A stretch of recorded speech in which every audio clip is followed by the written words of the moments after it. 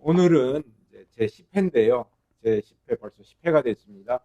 10회인데 우리 김용환 교수님을 모시고 오늘 이렇게 또 저녁 시간을 마련하게 되었습니다. 김용환 교수님에 대해서 제가 잠깐 소개 올리겠습니다. 이렇게 멋지신 빨간 티를 입으신 아주 이마가 훤하신 분이시고 아주 교수님 같으신데 지금은 또 명상 치유를 전문적으로 하시는데 아주 도인 같으신 그런 느낌을 바로 옆에 계신데 봤습니다. 오늘 우리 그 교수님은 충북대학교에서 윤리교육과 교수로 87년부터 2020년 정년하실 때까지 약 34년을 교수를 하셨고, 그리고 그 후에 2023년부터 24년까지 미국 조지 워싱턴대 연구 교수를 다녀오셨습니다. 그러니까 최근에 오신 거죠. 그리고 그동안 저서를 여러 권 내셨는데 영성세계라고 하는 열화당 그림 미술 전문 출판사인데 거기서 영성세계를 내셨고, 또 만다라라고 하는 책을 내셨고, 또 동학 연구도 하셔서 2012년에 모시는 사람들에서 도덕적 상상력과 동학의 공공행보라고 하는 그런 또 책을 내셨고요. 또 결여를 빛낸 백인이라고 하는 또 공저를 내셨고, 또 불교학자이기 때문에 많은 불교에 관한 그러한 논문을 지상에 발표하셨습니다. 오늘은 이제 명상시 앞에 진여는 아는데 또 진여의 현전이라고 하는 명사가 옆에 붙었네요. 그러니까 진여, 현전, 명상시, 치유, 힐링 이런 제목으로 오늘 발표를 해 주시겠습니다. 발표를 위해서 특별히 5일 동안 준비하셨다고 그래요. 이 발표를 위해서. 그래서 PPT 화면 자료가 35장 정도 되신다고 그러는데 한 50분 정도 발표를 하시고 그 내용을 들으시고, 그리고 발표 후에 이제 자유롭게 대화하고 질문하고 또 토론하고 자유롭게 느낌도 얘기하시고, 특별히 치유 힐링에 관한 최근에 우리들이 관심이 많습니다. 이 분야에 많은 사람들이 대중적인 관심을 불러일으키는데 오늘 강의도 듣고 또 마음의 치유도 얻고 영혼의 치유도 얻는 그러한 시간이 되길 바라겠습니다. 우리 김용환 교수님 이제 모시겠습니다. 박수로, 우리 줌이지만 박수로 맞이하겠습니다. 반갑습니다. 예.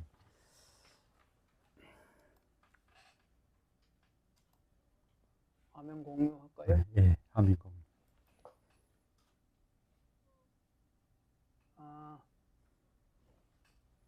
거기서 직접 하셔도 돼요. 안 나오는데. 이 중에서 두 번 눌러. 네. 오케이. 예. 다 소개를 해주시기 부탁드리겠습니다. 기록도 해주세요.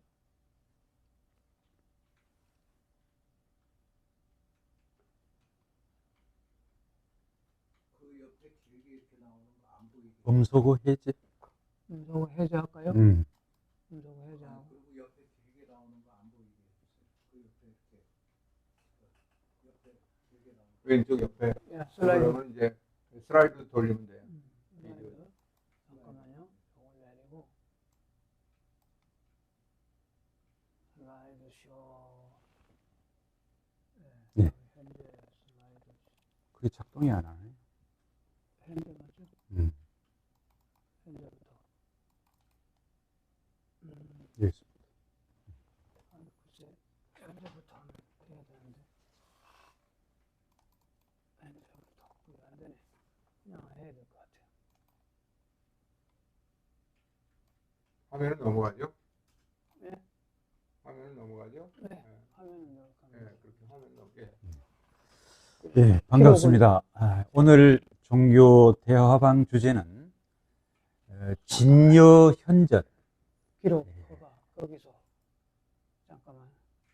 자, 녹화 허용. 예. 하시죠. 진여현전이라는 공통 주제를 가지고 주로 유교, 불교 중심으로, 그리고 또 하나는 이제 기독교와 관계되어서도 서로 논의를 전개해 나가도록 하겠습니다. 예, 오늘 다룰 주제는 총 6가지가 되겠습니다. 첫 번째가 이제 우리가 이 퇴계 선생이 강조했던 활인수양, 그리고 이제 불교에서 오랫동안 또 도교와 관계되어서 화강동진이란 무엇인가, 이 관계를 살펴보도록 하고, 그 다음에 이제 두 번째는 수양을 해서 도대체 무엇을 하겠다는 거냐에 대한 답이 체인 천리를 체득하는 것, 또 그로 말미암아 오묘한 진리를 깨닫는 묘각에 대해서 살펴보도록 하겠습니다. 그 다음에 이제 명상시 치유 힐링이 이제 출판에 들어갔기 때문에 그와 관계된 치유 힐링의 원리를 처음은 5분 법신향 중심으로 살펴보고, 그 다음에 이 치유가 왜 심신 치유로 되고 또 이것이 영성 힐링으로 되는지, 그 과정을 원효의 보살 사상에 비추어서 어떤 프로세스가 있는가를 우리가 고찰하도록 하겠습니다. 결국에는 명상시 치유라는 것은 우리가 공덕을 구현하는 길에 있고, 그 길에는 보현행원이라는 그러한 서원을 우리가 생각해 볼 수가 있겠습니다.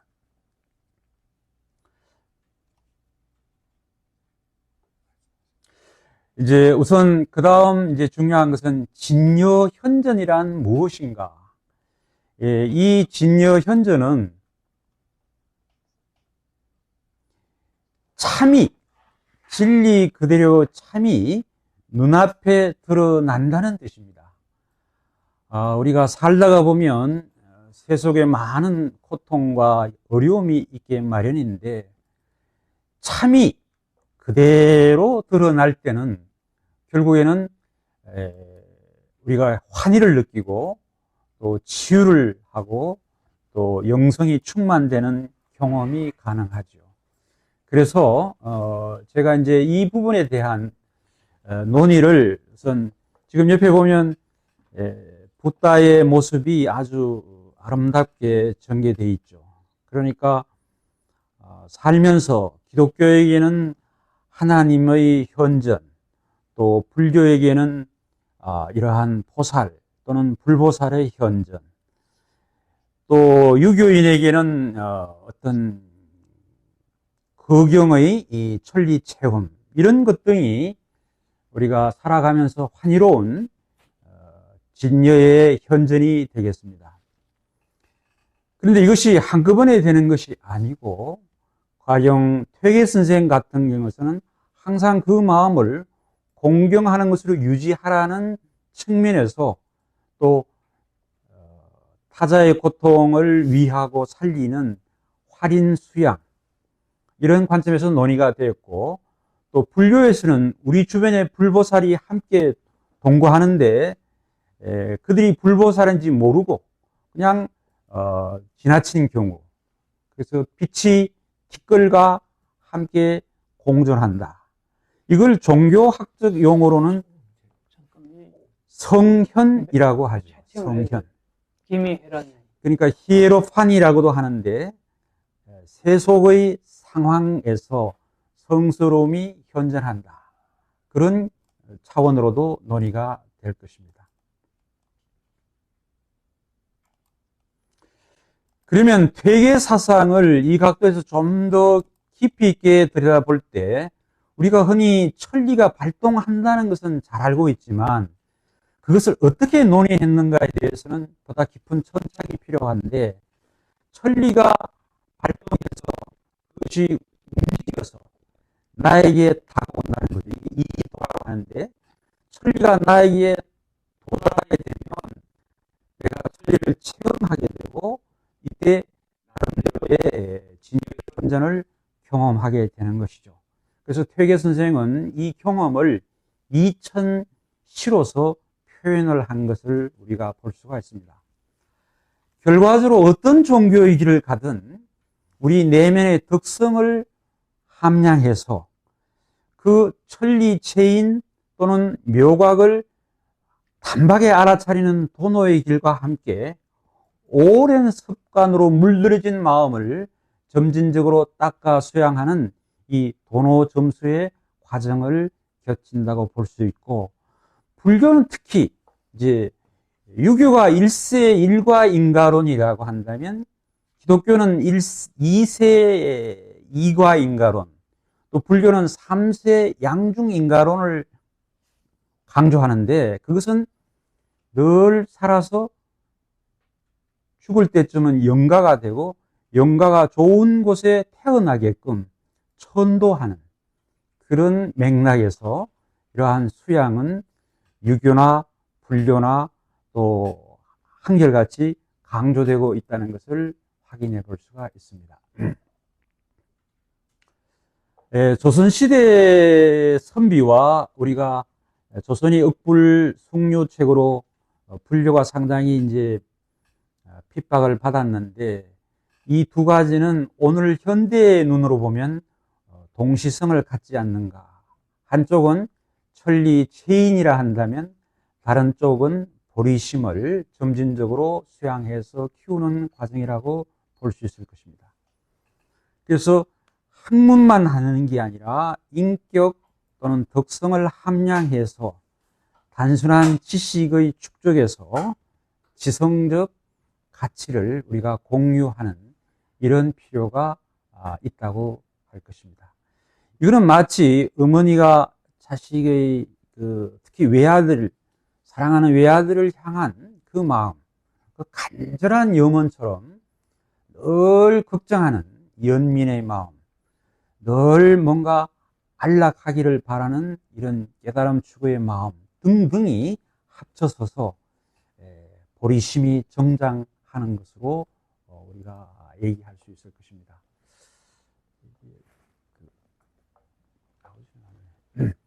자, 그렇다면 천리체인을 우리가 두 가지로 나누어 본다면, 조선시대 선비를 이제 이 각도로 보면 끊임없는 자기 연마와 수련을 통해서 수기하는 태도가 중요하고, 이것이 이제 어느 정도 도달하면 치인, 그 덕성을 공유하고 또 도움을 주는 이런 과정. 그래서 선비라고 하면 이제 이런 과정까지 나아가야 된다는 의식이 사대부로 나아가는 것이죠. 그러면 사대부가 된다는 것은 관직으로 나아가서 깨달은 바를 세상에 펼친다. 그래서 늘 이 조선시대 전체의 인간상 속에 우리에게 부각된 심층 무의식 속에는 선비의 올곧은 자세, 그리고 삶을 재충전하는 이러한 노력이 이어진다고 볼 수 있을 것입니다. 자, 그렇다면 이제 우리가 한동안 조선시대에 좀 보살상이 상당히 좀 국가의 억압을 받아서 잘 안 알려진 건데, 오늘 이 시간에 우리가 이 보살에 대해서 밀도 있는 한번 이해를 해 봐야 될 것 같습니다. 보리심이라는 것은 근본적으로 연민심이 있어야 된다. 같은 생명체가 고통받는 것에 연민을 느끼고 도움을 주고자 하는, 이 도움을 준다는 것은 깨달음을 성취하겠다는 서원이고, 이 성취의 결론은 무상정등정각입니다. 그것은 위 없는 올바른 깨달음이죠. 그러니까 이 깨달음은 구경지라고도 하기도 하고, 어떻게 했으면 가장 보살이 이제 구경각에 이르는 이런 과정을 얘기하는데, 보살이 그렇다면 깨달아야만 보살이냐? 꼭 그렇지는 않고, 처음 이런 연민심으로 출발선에 섰으면 모두가 보살이라는 것이죠. 그러니까 초발심을 중시한다. 구경각은 이제 결과적으로 가능하면 좋지만 모든 사람이 어려운 거니까. 그래서 이제 한국선의 중흥조는 많이 알려져 있지만 시무도를 우리가 통해서 강조했던 경허성우 성사, 1849년에서 1912년인데 문둥병이 걸린 어떤 한 사람이 밖에 자는 걸 보고 그것을 이제 못내 안타까워해서 그에게 체온을 나눠준 이런 얘기들 등등을 통해서 어떻게 생각하면 한국 가나선 포살의 어떤 문을 연 분이라 이렇게 하는데, 그 과정을 한번 들여다보면 마음법은 하나로 돌아가는데 그 하나는 어디로 가는가? 마음법귀일 일기화처라는 화두가 있습니다. 이 화두를 그 제자인 만공선사가 오래 공부를 하고 뭔가 나름대로 견해가 생겼는데, 그 견해를 들은 경허선사, 경허보살이 뭐라고 하셨냐 하면 불 속에서 연꽃이 피었구나. 눈 돌 사람 눈물을 흘린다. 자, 여기서는 이제 그 전반부의 성취는 했는데 후반부까지 이제 매듭을 못 지었다는 견책을 포함해서 이런 질문을 하게 되죠. 그런데 만공선사는 이에 대한 답을 못하게 됩니다. 그래서 경허선사가 조주의 무자 화두라는, 계획에 불성이 있느냐 하니까 조주선사가 불성이 없다 하는 데서 무자 화두가 시작됐는데, 이 화두를 오랫동안 자나 깨나 앉으나 서나 일념이 되고 무념이 되도록 그렇게 공부를 해서 이제 결과를 볼 수 있도록 안내를 해 주었죠. 이때 강조한 거에 원돈문을 짓지 말고 경절문을 지어라. 이건 굉장히 중요한 메시지인데, 우리가 아르마리 이해의 세계에서 다 해결한다고 하지 말고 그 막힌 대목에서 백척간두에서 한 걸음 나가는 진일보하는 경절문까지 공부를 해야 그게 올바른 공부가 된다. 그래서 이러한 견책을 잘 듣고 마침내 결실을 만공선사가 맺었죠. 그래서 그 결실의 결과 그분이 남긴 휘호가 세계일화, 그 깨달음의 경지를 세계는 하나의 꽃이다. 무생명이 많지만 이 꽃들은 한 꽃이더라 하는 그런 필체로 남기셨어요. 그래서 이제 우리가 대성이라는 것은 이제 소승과 대성을 나누지 않기도 하지만 일불성이라고 하지만, 대성을 굳이 나눈다면 이와 같이 육바라밀을 닦는 바라밀성과 확고부동한 마지막 경절문까지는 금강성으로서 결국에는 여러 차원이 있겠죠. 경전을 보고 나름대로 아르마리 또는 깨달음으로 가는 성문이 있고, 혼자 오랜 수행으로 깨달음을 여는 독각이 있고, 육바라밀을 실천한 보살이 있지만, 결국에는 서로 다른 것 같지만 이제 바라밀을 실천하고 보살로 나아가는 이 경지는 공통성을 갖기 때문에 이걸 일불성이라 이런 표현으로 표현하기도 합니다. 자, 우리가 이제 조선시대 하면 우리가 선비를 떠올리고, 그 선비들이 주로 한 것이 시를 쓰고 글씨를 서화, 그 다음에 그림까지 이렇게 그려서 삼위일체로 이루었어요. 그러니까 본인이 그림에 맞는 제목으로 시를 쓰고 그 시를 서예 솜씨를 아주 멋있게 발휘해서 멋진 글씨를 이제 왼편의 그림처럼 우리가 볼 수가 있습니다.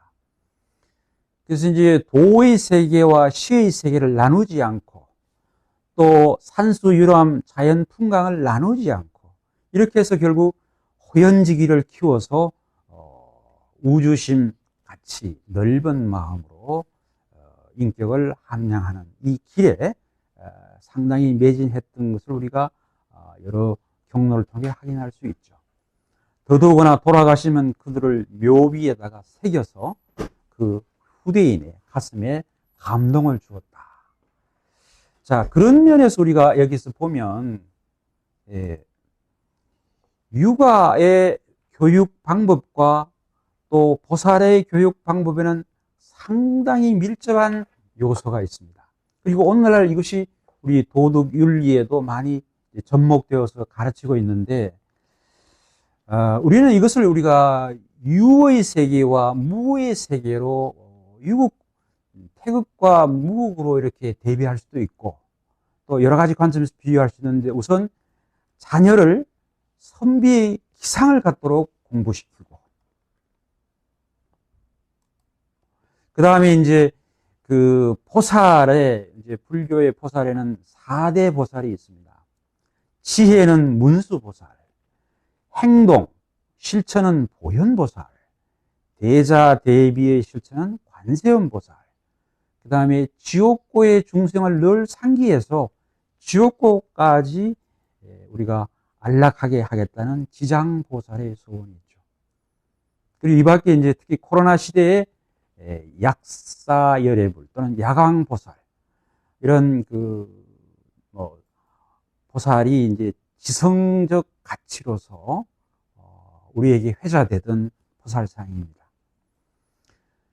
그래서 선비가 호연지기에 상당히 비중을 둔다면 보살은 이타행, 헌신적인 자비 실천을 구체화하는 노력에 포커스를 두고, 또 선비가 사서 삼경을 주로 공부했다면 보살은 대장경을 84,000 대장경이라 하죠.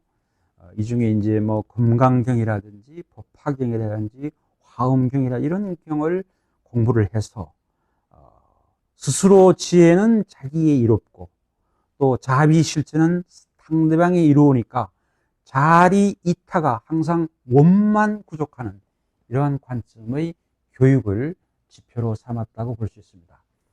그래서 이제 유가의 선비는 경경위사, 경전의 가치와 역사의 가치를 함께 공유한다면 보살은 중간 사상 기초한 우주 만유와 공이라는 것, 그 다음에 이제 지혜로 전환하기 위한 유시, 그래서 반야공을 항상 가슴에 품으면서 바람의 일 실천으로 이걸 체화하는 이 과정을 상당히 강조한다, 이렇게 볼 수가 있겠습니다.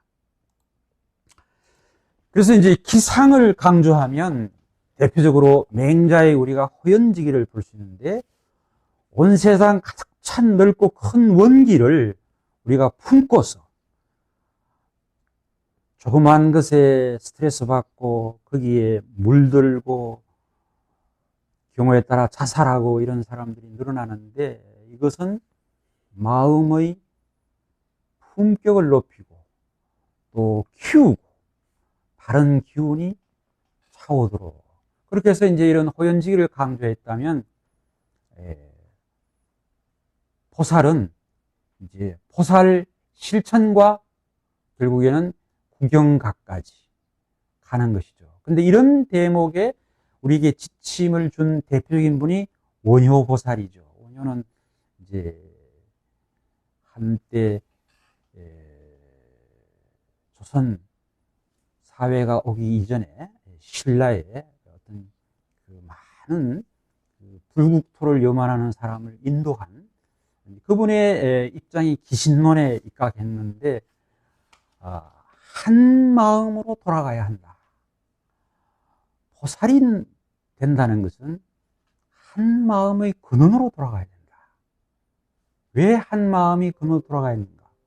그 한 마음이 만물의 중심 축이기 때문에 그렇고, 한 마음으로 돌아가는 게 불국토죠. 그래서 이걸 상징하는 게 불국사가 되고, 또 불국토로 간다는 것은 지복, 대단한 행복, 다른 말로 하면 극락 또는 열반으로 돌아간다. 그래서 이제 원효가 가르친 두 가지 방편은 열심히 수행해서 1차적으로 일심에 귀하거나 돌아가거나, 아니면 차별상에서는 그 극락왕생을 할 수 있다. 이는 금꽃에 태어나는 거죠. 그러니까 우리가 임종 때 10번 나무아미타불을 부를 수 있는 정신력이 있다면 그 사람은 금꽃으로 바로 극락왕생한다. 이걸 가르쳤어요. 근데 이제 그러나 이 극락은 어디까지나 이제 최고의 깨달음의 경지는 아니고 방편으로서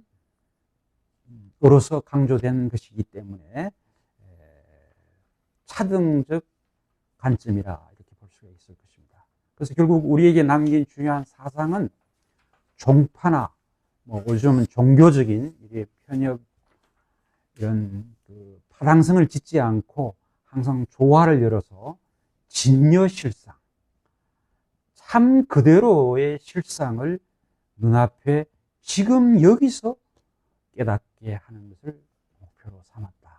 이렇게 볼 수가 있겠습니다. 그래서 이제 우리가 공부하는 두 가지 길은 사서삼경, 잘 알다시피 논어맹자, 대학, 중용이 주요한 주축이고 시경, 서경, 지난번까지 우리가 종교대회했던 역경, 주역, 이것이 이제 선비가 되는 길이라고 한다면 84,000 대장경, 우리가 8만 대장경이라 하지 않습니까? 13세기 중반 몽골이 침입했을 때 몽골 사람을 물리치기 위해서 물리치려면 진여가 나타나야, 참이 나타나야 되니까 그래서 고려의 문화 역량 기술을 총 결집해서 만든 게 8만 대장경, 이것을 머리에 이고 그렇게 이제 옮긴 경우가 있죠. 이것이 이제 유네스코 등재가 되고, 그 다음에 이제 그것 중에서 해인 장경판이 1995년 또 세계 문화유산으로, 지금 밑에 보는 이것이 바로 장경판, 유네스코 세계문화유산이죠. 그러니까 참 이걸 밑에 소금을 하고 이게 이렇게 좀 바래지 않도록 그 온갖 기술을 총동원해서 지금도 이걸 잘 보관되었고, 6.25 사변 때 이게 불탈 뻔했는데 지혜로 이걸 이제 그대로 보존했다는 것이죠. 그래서 우리가 해인사는 이 대장경이 있기 때문에 법보 사찰이 되고, 이제 그런 면에서 해인 산매를 상징하는 중요한 문화유산이다, 이렇게 볼 수가 있겠습니다. 그러니까 선비가 되려면 경경위사, 경학의 말씀을 날줄로 삼고 역사를 시줄로 삼아 입체적으로 삶을 탐구해야 된다. 단순히 경전만 외워서는 되지 않고 항상 역사 속에 조망하면서 조견할 수 있는, 비추어 돌이켜보는 이런 위치를 강조했다면, 이제 이 과정에서 문장 수사학을 내세웠고, 그 문장 수사에는 시학과 도학이 더불어 일치를 이루었다, 이렇게 볼 수 있겠습니다. 자, 이제 이쪽 그림에 보면 보살상입니다. 보살상인데, 보살상의 특징은 뒤에 이제 이론상이 나타나죠. 이 이론상이 왜 나타나느냐에 대해서 여러 가지 논의가 있지만, 결국 우리 척추를 타고 우주 기운이 올라와서 이것이 이제 상화 잘 조화를 이루면 그것이 이제 성화, 거의 많은 이제 불교 이외에도 이런 이론상이 많이 나타나는데, 여기서 좀 명확히 할 것은 보살은 열애인가 열애가 완전히 아닌가, 이 대목을 좀 명확히 할 필요가 있습니다. 언제 어떤 이제 그 분이 몸담고 있는 대학에서 이제 예수 보살상 얘기를 했다가 이제 학교에서 추방됐는데, 종교다원주의 입장에서 그런 논의가 충분히 나는 있을 수 있다고 봅니다. 왜냐? 보살 10지까지는 보살인데, 보살이 마살타 경지에 가면 등각을 이룹니다. 등각이라는 것은 열애와 같은 위상이죠.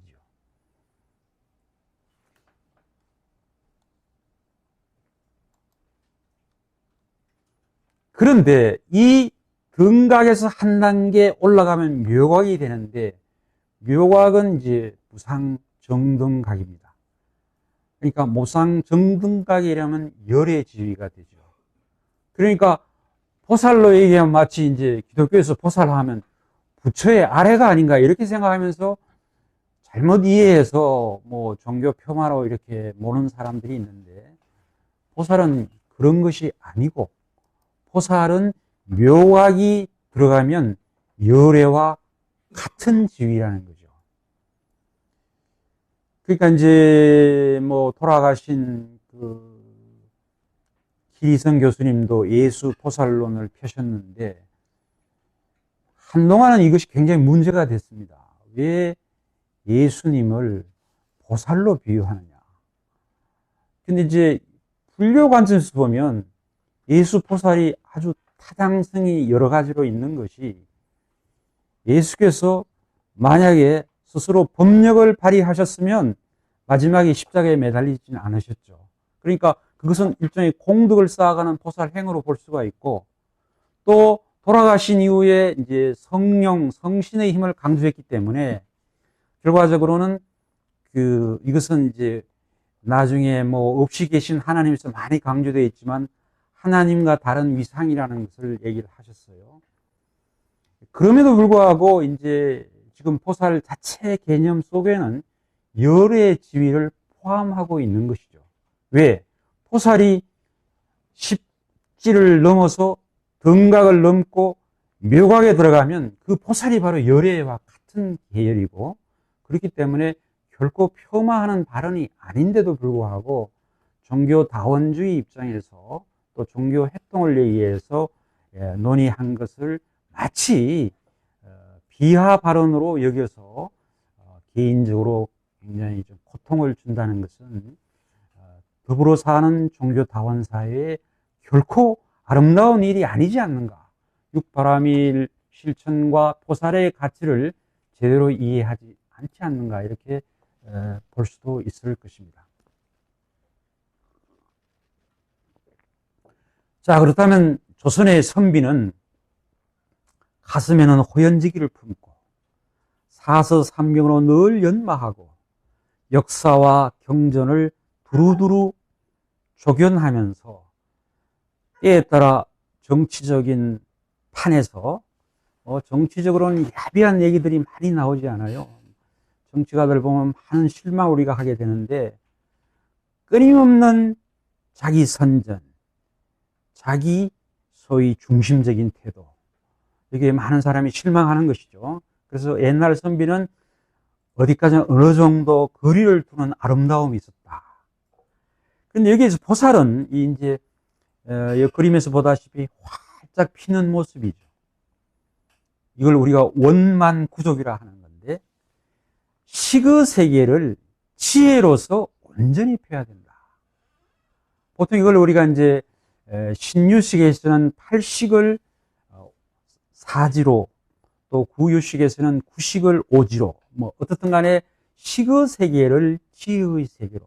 예를 들어 우리의 의식이 바뀌면 묘한 관찰의 지혜가 되고, 우리의 의지가 바뀌면 평등성지가 되죠.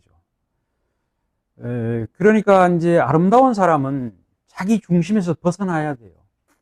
근데 끊임없이 자기 중심으로 뭐 추천을 하고 공천을 하고 이렇게 되면 보는 사람이 아름답지 않다는 걸 대부분 알게 되죠. 이것은 평등성지의 문제고, 그 다음에 이제 대원경지.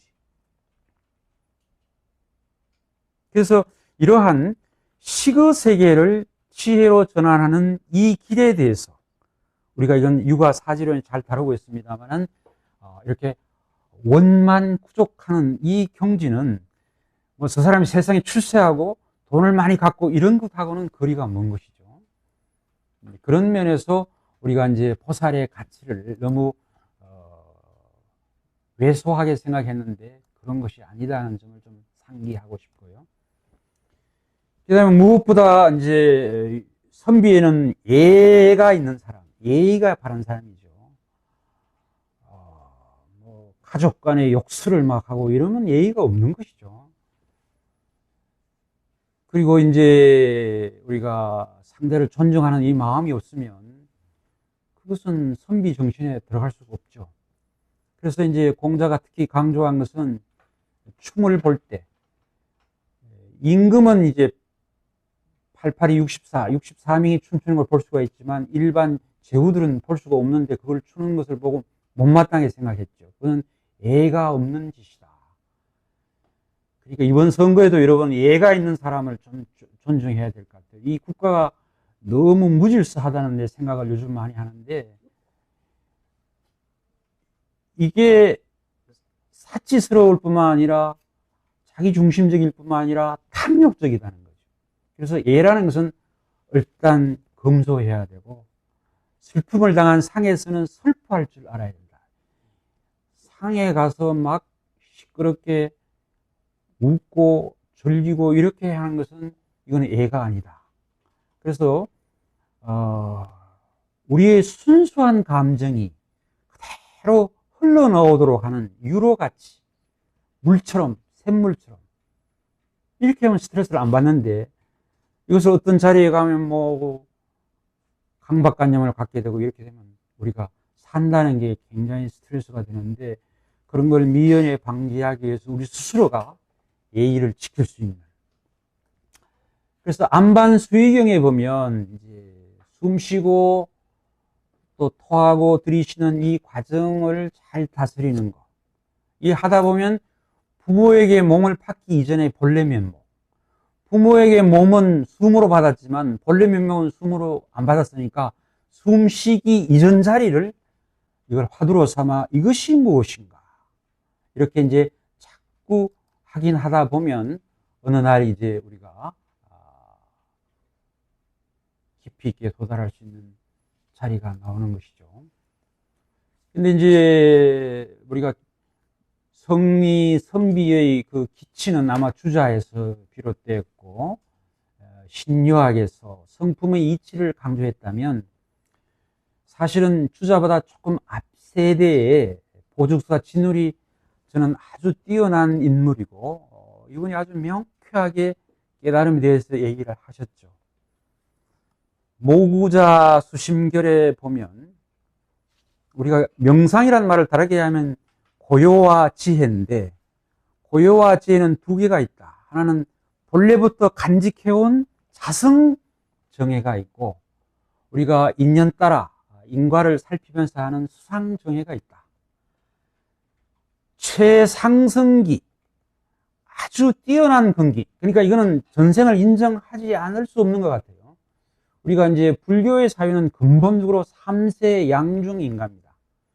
요즘 우리가 이제 가끔 왜 그랬을까 의문이 풀리지 않을 때 고요히 간해보면 전생의 인과에서 현생이 물려받은 것을 알 수가 있어요.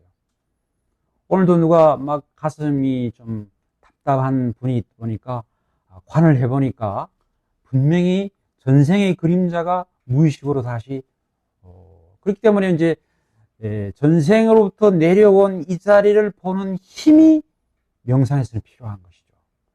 우리는 뭐 단순히 평안하고 안식하고 이런 게 아니라 왜 이런 인연이 들어왔는가를 볼 수 있는 눈이 있어야 되는데 이 눈은 근본적으로 자성정예를 깨달아야 된다는 것이고 그 다음에 이제 인과로 들어오는 이 과정은 수상정예로서 처리될 수가 있는데 그러니까 공부가 두 개가 있는 거죠. 최상승 자리는 근본 자성정예에 들어가는 것이고 인과를 살피는 자리는 소위 모양 중심인 수상정예를 공부해야 된다. 수상정예는 이게 한꺼번에 안 되니까 이건 점수가 필요한 거고 자성정예는 진짜 결심하고 공부하면 바로 볼 수가 있으니까 이건 이제 도노가 필요한 거죠. 그래서 주자가 신유학에서 성리를 강조했다면 한국의 보죽사 진울은 그 자성정예의 자리를 깨달음 자리로 보았고 그 자리를 볼 때는 텅 빈 고요와 함께 지혜가 신령스러운 영성이 함께 발동한다. 뭐 이 개념은 아주 훌륭하고 탁월한 개념 같아요. 공적 영지라는 것. 그래서 우리가 깨달으면 진열실상을 깨달아야 되지 인연법만 자꾸 깨달으려고 하면 안 된다. 그래서 이런 점이 오늘 현대인의 많은 스트레스를 받고 자살 충동을 일으키고 삶이 고통스러운 경우 공적 영지의 영성을 통해야 한다는 대목에 우리가 깊은 감동을 받게 되는 것입니다. 퇴계 선생과 함께 존재했던 남명 선생은 그 선비 정신을 특별히 외유내강, 청빈검약, 박기후인, 특히 자기에게는 아주 야박할 정도로 자기를 견책하고 상대방에는 관대해야 된다. 요즘 뭐 이 거꾸로가 많죠. 자기한테는 한없이 관대하고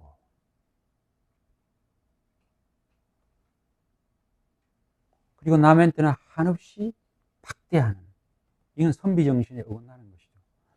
자기는 한없이 견책하고 남에게는 한없이 관대할 수 있어야 된다. 왼쪽에 보면, 오른쪽에 보면 이제 선불장이라고 있는데, 오늘 특별히 이제 우리가 포살상으로 강조드리고 싶은 것은 우리가 사는 삶이 부처를 키우는 장소라는 것이죠. 부처는 불상이 아니고 우리의 그 본래 성품을 여실히 보는 게 부처입니다.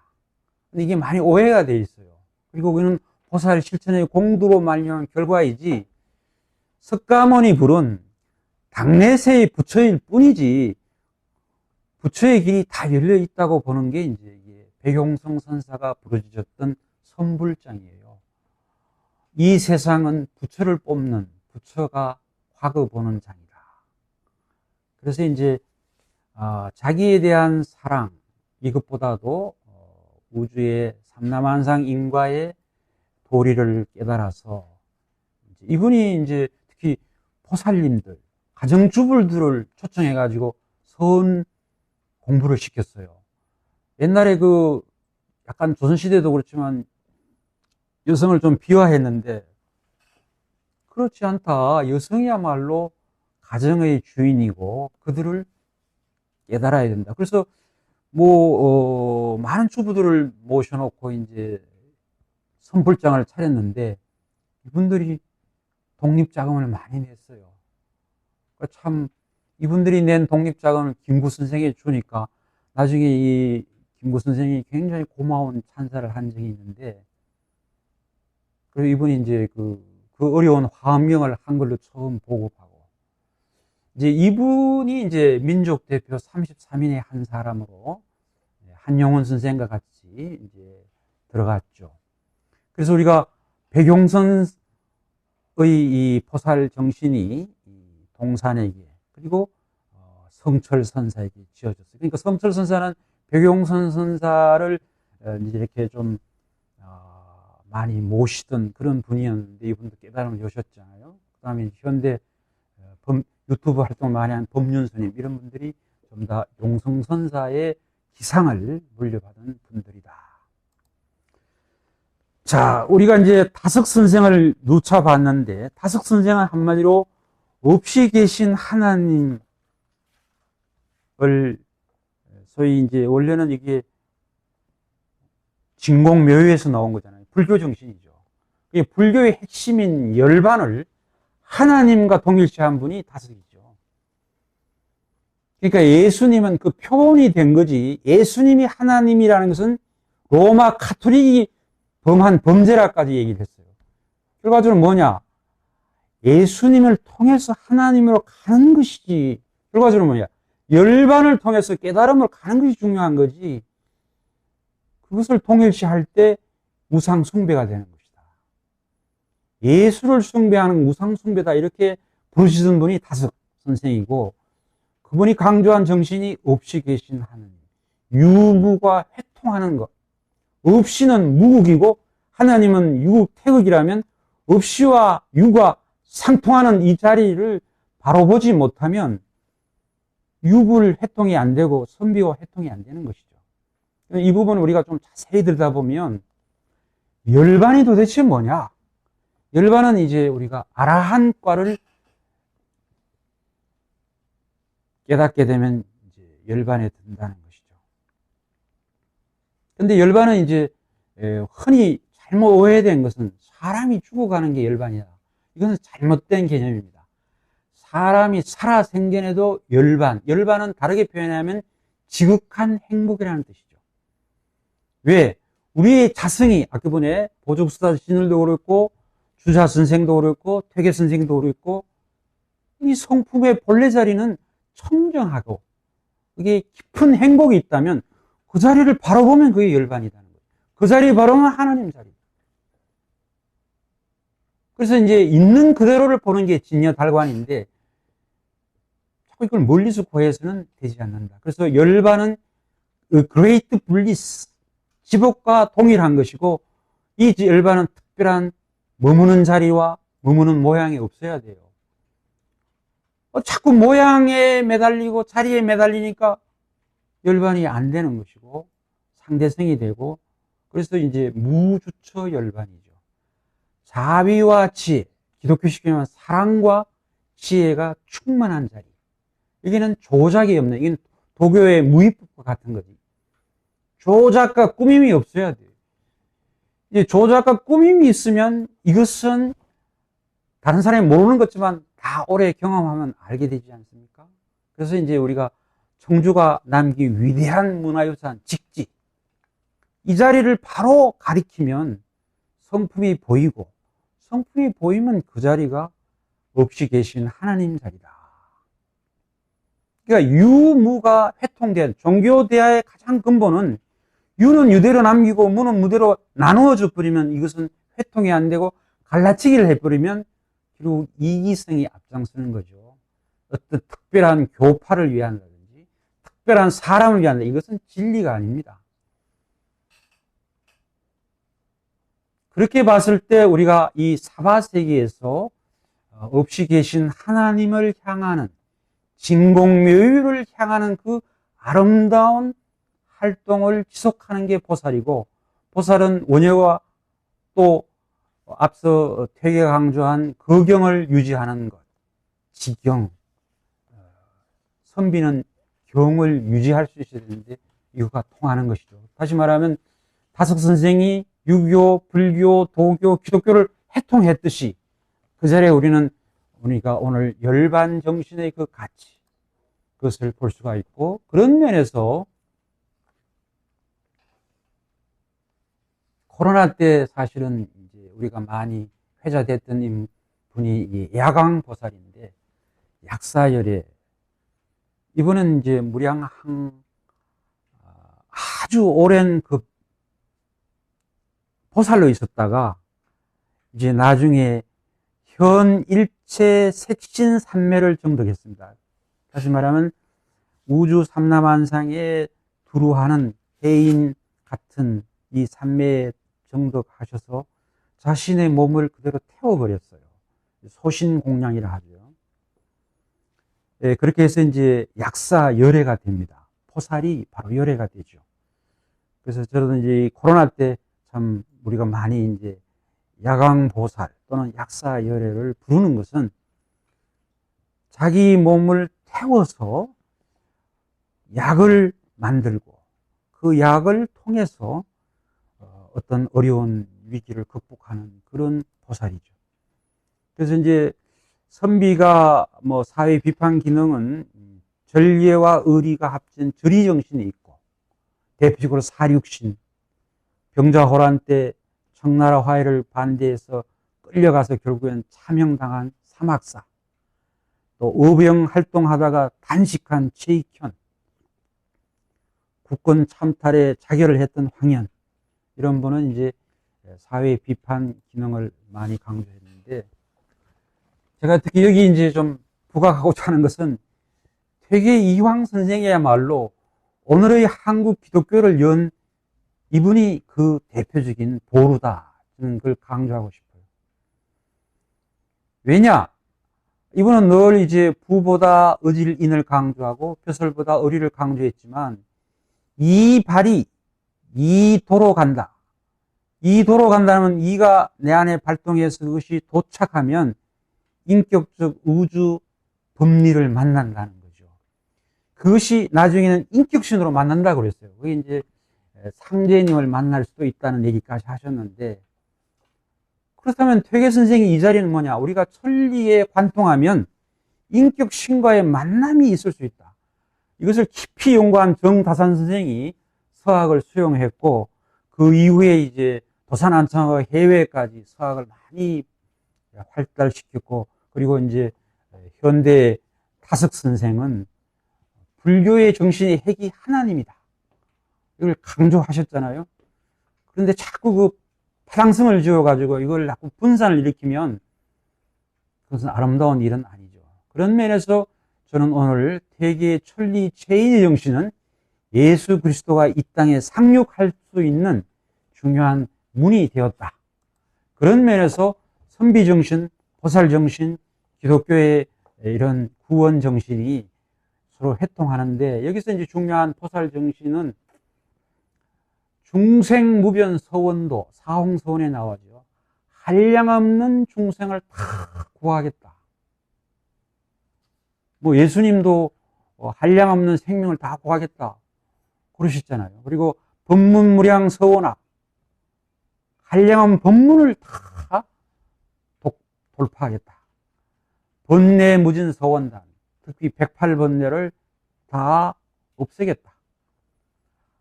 더 높은 불도, 도의 공부를 기필코 성취하겠다. 그래서 어떻게 생각하면 이 사홍서원은 예수님의 깊은 마음일 수도 있고, 선비의 어떤 의리와 절개의 정신일 수도 있고, 그래서 우리가 종교의 문은 동문으로 오고 서문으로 오고 남문으로 오고 북문으로 오고 좀 다를 수 있지만 가운데 자리는 하나뿐이지 않는가 하는 것입니다. 자, 그리고 이제 좀 시간이 많이 가서 우리가 군자는 뭐 요즘 국회에 나가려고 앙가부동을 하는데, 중요한 것은 덕이 있는 사람이 나가야 돼요. 덕이 없는 사람이 나가면 사회에 범죄만 일으키고 이 사회를 선의 세계로 이끌 수는 없죠. 그래서 옛날부터 덕이 있는 사람, 유의자보다. 그래서 이것을 그림에 비유하면 사군자로 보여잖아요. 대나무의 곧은 지조, 매화의 그 고결함, 용기. 지금 왼편의 그림이 매화도, 우리 조선시대 조휘령 선생의 그림 매화도인데, 이 고결성, 아름다움이 있어요. 그 다음에 난초의 그 우정, 국화의 장수. 그래서 이제 군자지교 담약수라, 군자와 함께 사귀고 교류한다는 것은 맑은 물과 교류하는 것과 담백함과 함께하는 것과 같다. 이제 이런 그 가치를 우리가 시와 서에서도 충분히 이제 나오는 것이죠. 이 사무라이가 이제 일본에서는 중요한데, 가까이서 귀인을 모시는 정신인데, 이 사무라이 정신이 이제 오늘날 현대 일본 불교의 중요한 보살이 지용 보살입니다. 작년 11월 15일 날 이키다 다이사쿠 SGI 그 3대 회장이 돌아가셨는데, 그분이 이제 주요한 원천이 이제 니찌렌, 남묘호랭 개교를 홍토한 니찌렌인데, 이 니찌렌이 일본식 지용보살의 가장 우두머리 상행보살이죠. 그리고 이제 도다라든지 이런 분들은 이제 상행보살 이어서 지용보살인데, 무슨 얘기냐 하면 일본에서 유명한 정신은 사무라이 정신이죠. 이 사무라이 정신과 불교의 보살 정신이 합쳐서 만든 게 이제 법화경의 이제 말법 시대 법화경을 홍보하는 분인데, 이게 이제 니찌렌이라는 분이죠. 뭐 일본 사무라이들이 칼을 들이대도 우리나라 사명대사처럼 끄떡하지 않고, 이런 정신이 오늘날 이제 가치 창조 학회를 만들었고, 또 일본에서 굉장히 중요한 보살 정신으로 자리 잡고 있다. 이러한 정신이 이제 우리가 기독교의 경신, 하나님에 대한 공경, 인협, 그 다음에 관용, 사랑, 이런 정신과 결합되어 가지고 교양 있고 예의 바른 남자, 젠틀한 사람, 부드러운 남자. 부드럽다는 게 이게 사실 참, 예, 요즘 너무 그 목에 힘주는 사람들은 부드러운 사람이 아닌데, 예. 부드러운 남자가 된다는 것은 이제 기독교 윤리 정신이 그 안에 배어 있고, 또 이것이 신사도 운동으로 이렇게 이제 종교 운동화된 것은 우리의 선비가 서양의 선비 모습으로. 그래서 이제 선비, 이제 중앙에 있는 게 보살인데, 이 보살은 항상 밑에 선제동자가 항상 도를 구하는 모습이죠. 큰 문을 보여달라. 보문시연. 그리고 이제 대자 대비. 일체의 고통을 이렇게 우리나라에 이제 수월 간음도 보물이죠. 그 다음에 이제 서양의 신사. 중요한 건 종교가 중요한 게 아니라 이런 인격이 중요한 것이죠. 우리가 종교에 자꾸 절대를 부르시는데 그것은 옳지 않은 거지. 그 종교가 사람이 영향을 주어서 그 사람의 인격이 성숙되고 살기 좋은 부드러운 남자가 많고 부드러운 여자들이 많이 나와야 우리가 스트레스를 안 받는데, 안 그러면 삶이 스트레스가 되는 거. 그런 면에서 선비는 벼살에 관계없어야 된다. 꼭 사대부가 되는 게 목표가 아니라는 것. 경우에 따라 퇴계 선생처럼 개울가에 물러 앉아서 이천수의 시를 쓰고 그 속에 자연을 풍미하는 그 올곧은 마음. 이런 부분을 우리가 오늘 현대의 정신과 함께 계승해 갈 필요가 있다. 자, 결론적으로 이제 명상시. 제가 이제 이번에 이 책이 이제 한 달 정도 되면 나오지 않을까 싶은데, 사실 이걸 출간하기로 해서 제가 이 마음을 먹었어요. 나는 왜 명상시를 만들었는가? 그것을 사실은 말씀드리기 위한 결론입니다. 명상시는 보살 정신의 5분 법신 향이다. 여기 보면 이제 우리의 향기가 있는데, 우리가 이제 5분 법향이라고 하죠. 개향. 올곧음으로 살다 보면 이것이 나오고, 늘 하루에 한 2번 정도 이상 명상을 하면 정향이 나오고, 그 다음에 치해의 눈을 뜨면 해향이 나오고, 몸과 마음이 자유롭다는 걸 느끼면 해탈향이 나오죠. 그래서 사실은 이 4개의 향기가 시에 묻어나면 도와 시가 둘이 아닌 것이 된다. 가령 독수라는 퇴계의 시를 한번 보면, 옛성인 글로 천고 마음을 전했으니, 멋있잖아요. 그 오래된 마음을 시로. 이걸 읽는다는 게 결코 쉽지 않다. 누런 책 중에 책은 책인데 그거는 성인의 얼굴 마음이니까 그 성인을 마주했으니 흔한 그 말씀을 모두 실천할 일이로다. 이게 독수라는 퇴계 시에 나오는 거죠.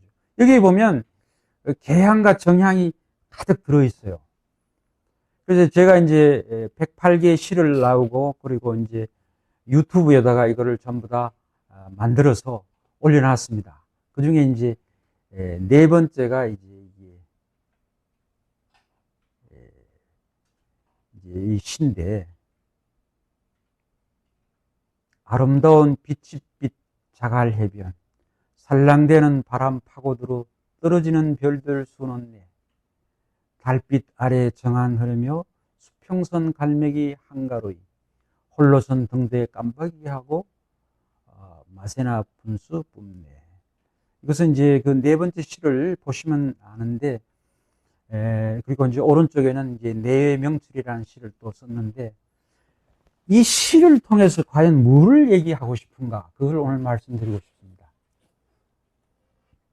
이 풍광이 있어요. 저는 이제 다행히 정년을 하고 저 스코틀랜드를 가고 싶어서 갔었고, 그 코로나 때 저 헬리팍스, 캐나다 옛날 밴쿠버 살다가 끝쪽을 가고 싶어 갔었고, 또 이제 우리나라는 뭐 여러분 잘 가는 제주도라든지 일본에는 또 유명한 여러 가지 이제 풍광 같은 걸 담았는데, 이 담는 풍광이 우리의 마음의 경계가 되겠고, 그 속에 음악이 잔잔하게 깔려 있는데 이것이 멜로디가 있고 시는 알아차리는. 그러니까 결과적으로 여기서 드러내고자 하는 것은 마치 퇴계 선생이 독서를 통해 들려내려고 하는 것처럼 스스로 보고 알아차린다. 근데 이런 시도는 아마 제가 아무리 봐도 다른 분이 그런 시도를 한 건 아닌 것 같아요. 그래서 사실은 뭐 이 목적은 명상시 치유 힐링을 좀 많이 애용해 주십사 하는 것. 그리고 그 속에 그것은 단순히 1차적으로는 5분 법신앙을 나타냈고 또 두 번째는 뭐냐? 심신치유죠. 이거는 이제 그 퇴계 선생의 시입니다. 봄날 한가롭게 푸르게 물든 버다나무 천가닥 붉게 타오르는 만송이꽃 천과 만이 대비가 되잖아요. 버다나무가 쫙 드리워져 있고 꽃이 확 펴 있고 이게 이제 극락이죠. 극락. 그런데 뻥소리가 쾅 들려오는 거예요. 근데 이 아이는 자기를 얘기하는 것 같아요. 벼슬을 다 그만두고 개울가에 퇴계가 돼서 야인의 집이 화려해지다. 이게 이만큼 마음이 확 밝아지는 것이죠. 이제 이런 거. 그래서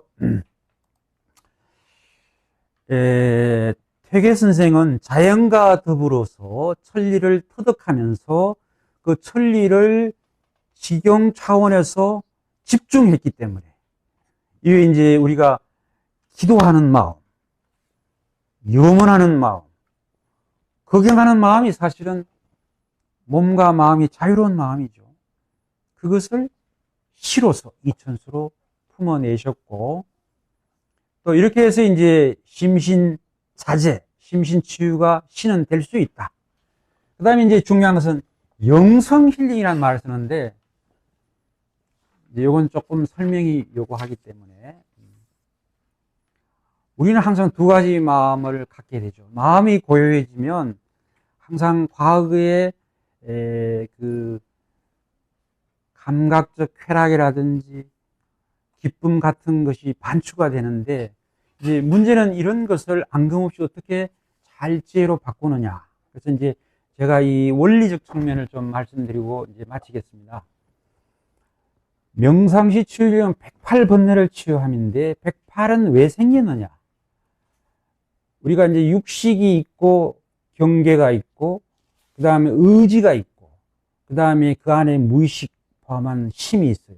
심의식이 주관과 객관과 또 과거, 현재, 미래가 합쳐서 108개의 파노라마를 만들고 있는데 파노라마에 물든 마음은 깨닫지 못한 마음이에요. 그러면 이걸 물든 마음에서 물들지 않는 자성자를 찾아가려면 뭐 번호하면 바로 들어갈 수가 있어요. 예를 들어 치유 힐링 1단계에서 제가 27편을 실었는데 그 27편은 이제 이런 첫 번째 단계고 개향이 나오게 하는 거고 그 다음 54번은 이제 정향, 고요가 나오는 단계고 그 다음 단계는 이제 해향이 나오는 단계인데 이 부분을 제가 어떤 원리에서 이런 주장을 하고 있는가. 이것은 이제 불경에 보면 보살이 4단계를, 물론 이제 이거는 초기 경전 중심을 보면 수다원과 사다함과 아나함과 아라함과를 겪어서 보살이 익어간다. 그러면 수다원과는 뭐고 아나함, 사다함과는 뭐냐? 수다원과는 우리 마음이 정돈되는 소위 임류 단계, 초입 단계겠죠. 그러나 사다함과에 들어가면 다음 생에 한 번만 와도 되는 단계. 아나함과는 우리 인가가 완전히 녹아가지고 다음 생이 필요 없는 단계. 아라한가는 이 아라한가가 옛날 초기 경전에 이긴 부처님 자리인데 아라한가에 들어오면 어떻게 해요? 성문사가죠. 여기는 밀바나 지보고의 상태. 지금 여기가 기쁨인 걸 알아 듣는 단계가 이 아라한가. 왼쪽에 보면 열애가 나타나지 않습니까? 그럼 여기는 이제 더 이상 생사윤회로 나갈 필요가 없는 단계. 그래서 이제 초기 경전에 보면 세존께서 5 비구에 설할 때 아라한이 세존의 아라한 원, 다른 5명은 아라한 5, 6명이 됐다. 그러니까 초기 경전을 보면 아라한이 최고의 목표였어요. 근데 이게 이제 대승에 오면서 이제 이게 보살, 등각, 묘각으로 이제 이게 조금 깊이 있게 52계단으로 바뀌는데, 아라한가라는 자체가 무학의 경지고, 아라한가에 들어가면 시주를 받아 살 수가 있다. 다시 말하면 자기가 노력하지 않아도 모든 먹을거리가 자연스럽게 온다. 이것을 음공이라, 공양을 받아 마땅한 자리다. 다음, 내생에 돌아올 필요가 없다. 윤회의 그 지긋지긋한 인과에서 해방된다는 거. 이게 굉장히 중요한 메시지예요. 무생이라는 것이.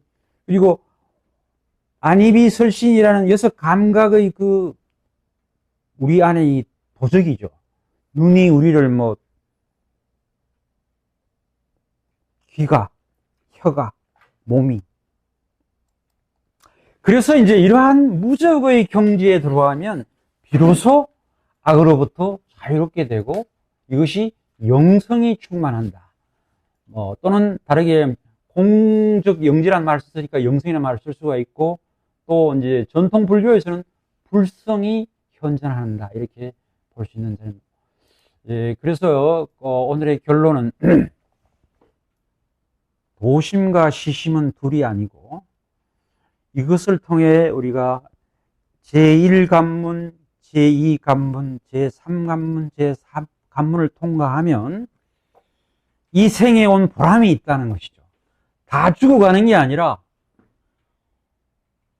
죽어서 환희지에 들고, 그래서 이제 이것을 원효의 관점에 있으면 환희지가 온다. 초지는 환희지가. 일단 기쁨이 자라야 된다는 거. 그 다음에 이구지, 불결하고 더러운 것에서 거리를 두고.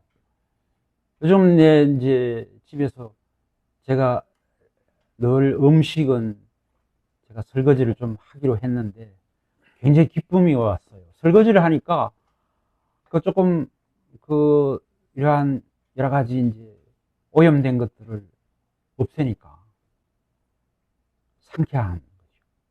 그러니까 우리 그동안은 뭐 많이 이제 수고를 했기 때문에 이제는 우리 설거지는 남자들이 좀 해야 되지 않겠는가 이런 생각을 했는데, 이구지. 이렇게 해서 이제 이게 사실은 보살 일지 1단계를 얘기하고, 그 다음에 이제 그 다음 단계는 뭐냐? 그 다음 단계는 이제 원효 사상에 의하면 무상방편지를 구사한다. 모양이 없는 방편. 시가 바로 사실은 모양이 없잖아요. 알아차림만 있고. 그래서 이제 이걸 구사하면 색이 자제한다. 몸이 자유롭다. 그 다음에 오는 심이 자유롭다. 심신이 자유롭다. 심신이 치유된다는 얘기. 그래서 이게 갈대역수표를 보면 그게 환희로워지는. 이게 바로 진여현전이에요. 진여현전이 뭐 특별히 멀리 있는 게 아니라 우리의 일상 속에 진여현전이 왜 나타나느냐? 몸과 마음이 자유로움을 느낀다면 돈에 물든 마음에서 자유로워야 되고, 사람에 물든 마음에 자유로워야 돼요. 사람하고 돈이 이게 제일 문제예요. 이 두 가지에서 자유로우면 갈대역세풀이 환희를 전해주고 심신의 치유를 주게 주고. 그래서 이제 뭐 기독교 이상향이기도 하지만 매 순간이 감사와 기쁨으로. 그것이 바로 원효가 뭐라고 했냐면 보살 진지. 보살이 그 정성과 원력을 다 하면 등각, 열애와 같은 깨달음에 들어가고, 그렇게 들어가면 결국에는 묘각까지는 바로 가깝다. 그래서 사실은 제가 108개를 나눈 것은 이런 단계로서, 특히 이제 무상방편으로서 시를 썼고, 또 거기에 따라 심신 자유를 강조하고, 그 다음에 이제 영성 힐링까지 되면서 열반은 죽어가는 게 아니라 지금 이 순간 기쁨과 환희로 범사에 감사하는 기독교 정신처럼 종교가 서로 회통하지 않는가. 그래서 영성 여정이 명상시로 펼쳐져서 우리가 알아차림을 공유하고 우리 일상이 다시 자기 자신 속에서 감사와 기쁨을 다시 회복하는 그런 메시지인데, 언제 책이 나오면 또 구체적으로 이것을 공유하도록 하겠습니다. 대단히 감사합니다.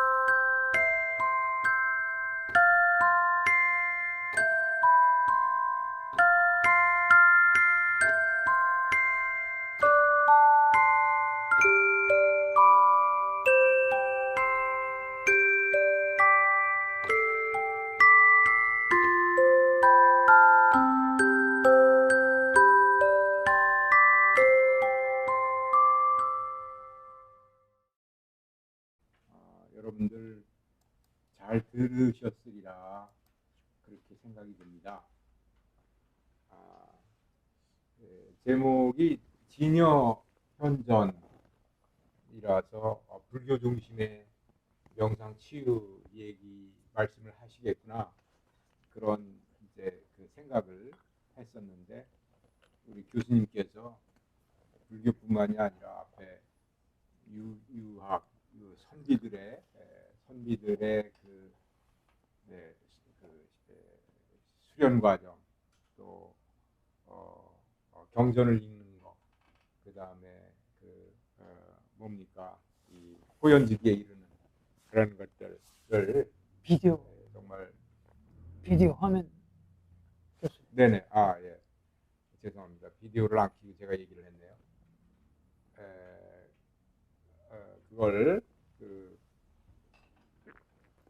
불교와 유학과 그 다음에 우리 한국 역사를 통해서 나타나는 많은 아주 그 명승들, 그리고 유교의 현자들, 그리고 또 기독교까지 예를 들으셔서 아주 통합적으로 막 듣다 보니까 한 번쯤은 어디서 들었는데 이게 막 쏟아지니까 아주 그냥 노트도 많이 제가 막 3페이지 이상을 했습니다.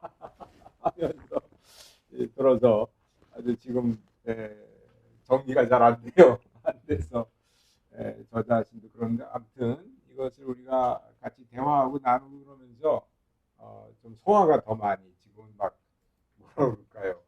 우리 저기 초식동물 소가 막 여물을 처음에는 먹잖아요. 막 먹고 난 다음에 이제 시간이 지나면서 한달 이렇게 되새김질하면서 그것을 소화시키는데, 아마 이제 대화와 토론 시간이 그런 시간이 좀 되어야 되지 않을까, 그렇게 생각이 됩니다. 오늘 이 시간에 이렇게 15분이 올라와 주셔서 같이 함께 해주셔서 너무나 좋습니다. 여기 이제 우리 제가 이제 잘 아는 우리 평산 심중식 선생님께서도 올라와 주셨고, 또 이 분야에 이제 많은 수련과 연구를 하셔서 그다음에 또 학예 김현숙 우리 교수님도 올라와 계시고 또 다른 우리 김태창 선생님은 뭐 여기 우리 단골 선생님이시고 또 뭐 우리 차테레사 선생님도 계시고 또 제가 모르는 처음 여기서 이렇게 뵙는 분도 올라와 계신데 자유스럽게 이제 저기 대화를 해주시길 바라겠습니다. 질문도 해주시고요. 또 평가, 감상도 해주시고 또 질의도 해주시고 하실 때 지금은 이제 음소거가 돼 있는데 음소거를 열어주시고 간단하게 자기 소개도 해주시고 그러면서 질문을 해주시는데요. 한 2, 3분 너무 길게 하지 마시고 막 5분 이상 하지 마시고 한 2, 3분 해주시고 또 다음번에 또 해주시고 그럴 수 있길 바라겠습니다. 예, 어느 분이 먼저 좀 테이프를 끊으실까요?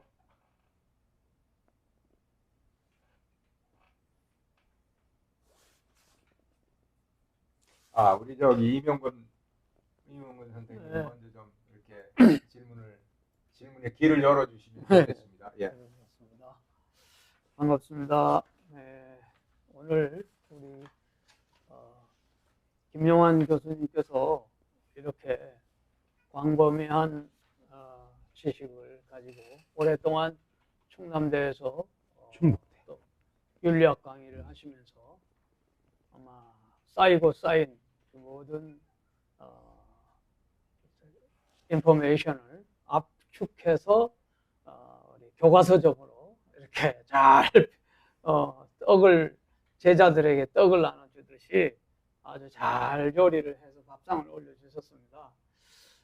그런데 우리 교수님께서 오늘 들고 나오신 것 중에 제가 느끼기로 좀 특이한 점은 역시 그 유불도 거기다가 기독교를 포함해서 신사라는 개념까지 동원을 하셨고 그런데 제가 느낀 것 중에 하나는 신선하다고 생각되는 부분은 역시 그 유교 보살, 선비 보살론이라고 할 수 있는 새로운 장르를 갖고 나오지 않았는가. 이를테면 물론 유교와 기독교의 대화는 줄리아 칭이나 뭐 우리 김태창 교수님 너무 잘 아시고 뚜에밍이나 이런 유교와 기독교의 그 대화는 신유학, 신유교 이런 학파에서 이미 오랫동안부터 해제되고 있었습니다. 그런데 유교와 불교와의 대화를 지금 오늘 상당히 많이 하시는 편이거든요. 그래서 그 중에서도 세계를 중심으로 해서 많이 이야기를 하셨어요. 그래서 이제 뭐 유교, 한국 유교 하면은, 유학 하면은 뭐, 물론 조선 성리학의 대가인, 퇴계와 율곡 선생, 또 다른 사람도 있겠지만, 퇴계를 선정해서 거경궁리하는, 그런 경에 대한 지경이라는 표현도 썼지만, 아마 경경위사라는 말 속에서도 표현이 되었는데, 아무래도 퇴계를 많이 선택한 이유와 함께 선비보살론에 대한 그 본인이 간단하게 선비보살은 이것이다. 물론 뭐 선비의 시서화에 나타나는 군자정신과 사군자 뭐 이런 몇 가지 얘기하고 맹자의 호연지기도 이야기하고 했는데 그 성리라고 하는 본래적인 성리학의 성리 그것과 그 보살의 정신들 뭐 아까 뭐 여러 가지 보살론에 대해서는 엄청나게 많이 이야기를 했기 때문에 뭐 여러 가지 좀 생략하고 성리와 보살이 만날 수 있는 결정적인 어떤 그 연관고리 그게 이제 유교에서는 바탕 성인데 그 보살의 메인 키워드는 또 뭐냐 수많은 뭐 개정의 뭐 정양 뭐 사양 뭐 여러 가지 뭐 번뇌 등등 수많은 얘기를 많이 했습니다. 묘각 그리고 등각과 묘각을 또 이야기하면서 등각의 차원에서 좀 더 보살이 더 올라가야 된다. 묘각까지 가야 된다. 했때 등각은 마하살타라고 그러고 묘각은 이제 무상경각이라고는 했는데 그것들이 또 구체적으로 어떤 차이가 있는가를 조금 더 설명을 해주면 좋겠고요. 그리고 한 가지는 유불에 집착하다 보니까 도교에 대해서는 거의 이제 뭐 물론 다 포함할 수 없어서 그러니까 화강동진이라는 말 하나 정도 외에 뭐 도교 정신은 별로 보이질 않았어요. 그래서 이 부분은 앞으로 어떻게 좀 전개시켜 나갈 것인가 하는 보살 개념과 관련해서 그런 네, 측면을 예. 이 정도만 우선 이야기하고요. 예, 또 감사합니다. 우리 줌으로 드시는 분이 에코가 크고 인터넷 연결이 불안정하다라고 하는 좀 글이 올라와가지고 지금도 이렇게 에코가 심한가요?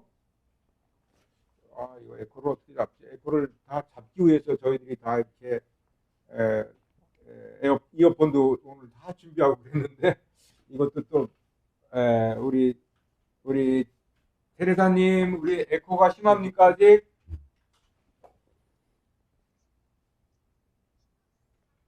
네.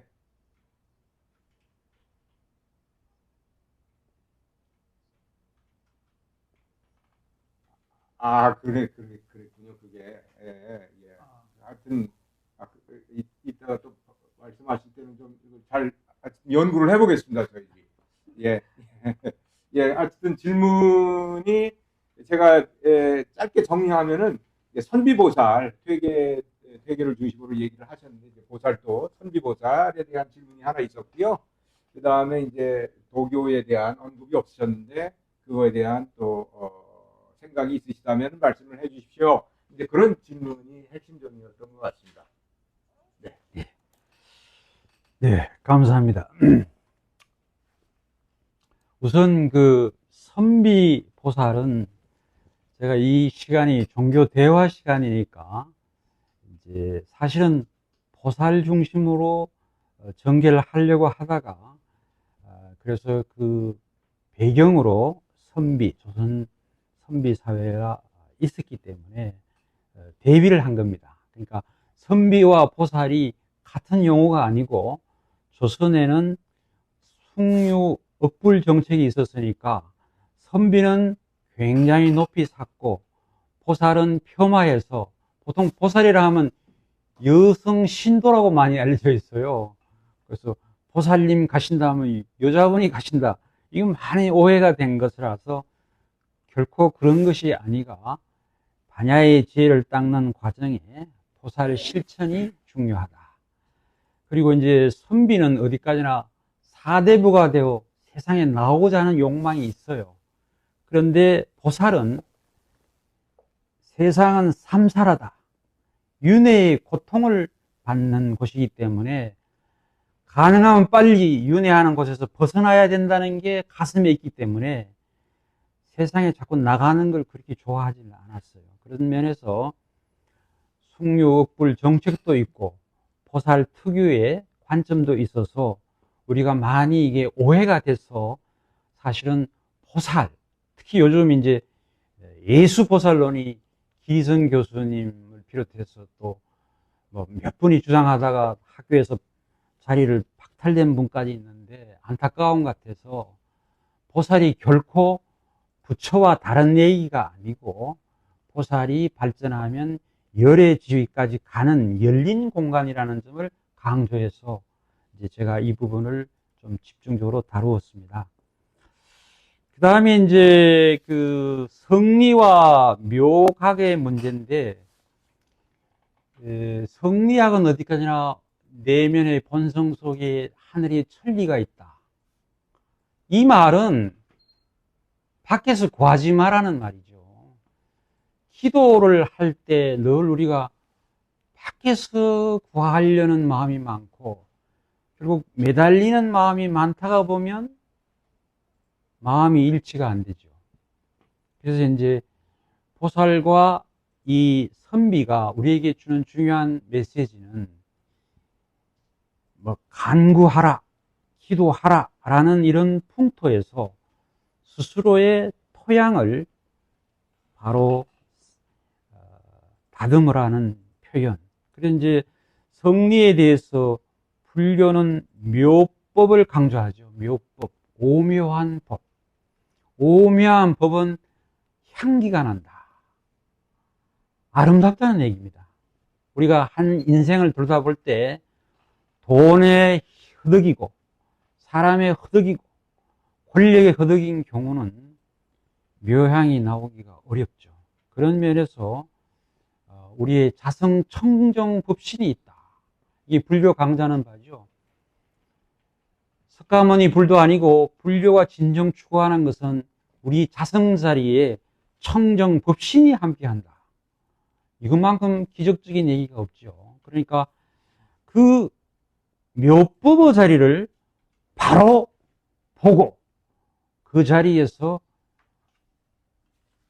자꾸 밖으로 구하지 말고 스스로 충만하라 하는 메시지가 왜 이 네 가지를 우리가 항상 비교했는 타석 선생이 이미 네 가지를 비교했어요. 유불, 도, 기독교를. 그래서 타석 선생이 남긴 메시지는 네 지평이 융합될 때 그것이 열반이다. 읍시 계신 하나님 자리다. 이미 메시지를 줬기 때문에 그런 자리, 관점에서 한번 비교를 해본 것이고, 사실 도교는 좀 다루기가 어려웠던 것은 이제 이 지면 한계가 있고, 그래서 지금 강조한다면 도교는 무위법에 의지해야 된다는 거죠. 우리가 유위법이라는 것은 항상 상대기입니다. 그래서 이제 노자 선생도 강조했듯이 무위의 세계. 이거는 제가 마지막에 공덕이 아주 원망부족하면 올 것은 오고 갈 것은 가죠. 그러니까 너무 구하지 않아더라도 충족될 수 있는 자리. 그래서 제가 무위의 자리고, 그리고 우리가 얼핏 보기에는 이 티끌처럼 우리 주변을 에워싸는 것 같지만 그 속에 항상 빛이 함께 있다. 그것은 엄청난 복음이고 또 도교가 준 소식들이니까 그거는 이제 우리 이명건 박사님이 다음 주제 발표할 때 좀 많이 강조해 주시기를 바랍니다. 네, 감사합니다.